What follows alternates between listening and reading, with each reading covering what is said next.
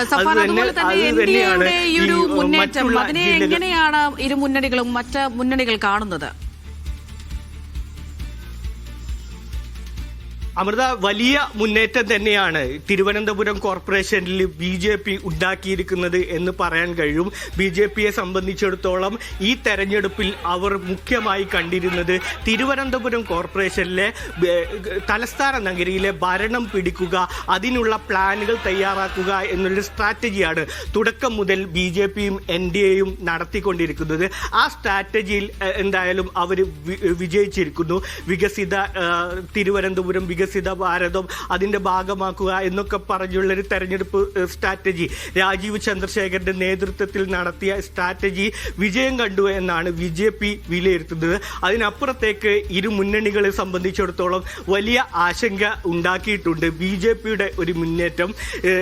സംസ്ഥാന LDF CPIMന്റെ സംസ്ഥാന secretary MV ഗോവിന്ദനാണെങ്കിലും UDF നേതാക്കളുടെ പ്രതികരണത്തിലും ഇത്ര വലിയ വിജയം നേടുമ്പോൾ, UDF ഇത്ര വലിയ വിജയം നേടുമ്പോഴും തലസ്ഥാനത്ത് BJP ഉണ്ടാക്കിയ ഈ നേട്ടത്തെ സംബന്ധിച്ചിടത്തോളം രണ്ട് മുന്നണിയിലും വലിയ ആശങ്ക പ്രകടിപ്പിക്കുന്നുണ്ട്. ഈ ഒരു സാഹചര്യം പരിശോധിച്ച് മുന്നോട്ട് പോകുന്നത് തന്നെയാണ് ഇരു മുന്നണിയും പറയുന്നത്. BJP ഏതായാലും നേരത്തെ അവർ പ്രഖ്യാപിച്ച, അവർ ഈ തദ്ദേശ തെരഞ്ഞെടുപ്പിൽ നേരത്തെ കണ്ടിരിക്കുന്ന ഒരു പ്രധാനപ്പെട്ട ഒരു ലക്ഷ്യമായി മുന്നോട്ട് വെച്ചിരുന്നത് തിരുവനന്തപുരം കോർപ്പറേഷനിലെ ഭരണം പിടിക്കുക എന്ന് തന്നെയാണ്. മറ്റൊരു പ്രധാനപ്പെട്ട BJPയുടെ കേരളത്തിൽ രണ്ട് നഗരസഭകളാണ് ഉണ്ടായിരുന്നത്.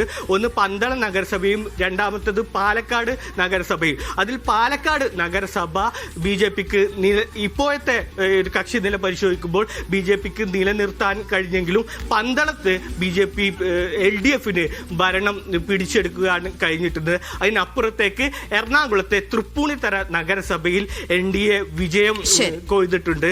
നേരത്തെ ഞാൻ പഞ്ചായത്തുകളുടെ കണക്ക് പറഞ്ഞു. ഈ പഞ്ചായത്തുകളുടെ കണക്കിലടക്കം നേരത്തെ ഉണ്ടാക്കുന്നതിൽ നിന്ന് വോട്ട് ഷെയർ അടക്കം മുന്നേറ്റം ഉണ്ടാക്കാൻ കഴിഞ്ഞു എന്നുള്ള ആത്മവിശ്വാസം നിലവിൽ എന്തായാലും NDAക്കും BJPക്കും ഒരു ആത്മവിശ്വാസം പകരുന്ന ഒരു തെരഞ്ഞെടുപ്പ് റിസൾട്ട് കൂടിയാണ് ഈ വന്നിട്ടുള്ളത്. അമൃത, ശരി. തിരുവനന്തപുരത്തെ വിവരങ്ങളാണ് സഫാൻ VP നൽകിയത്.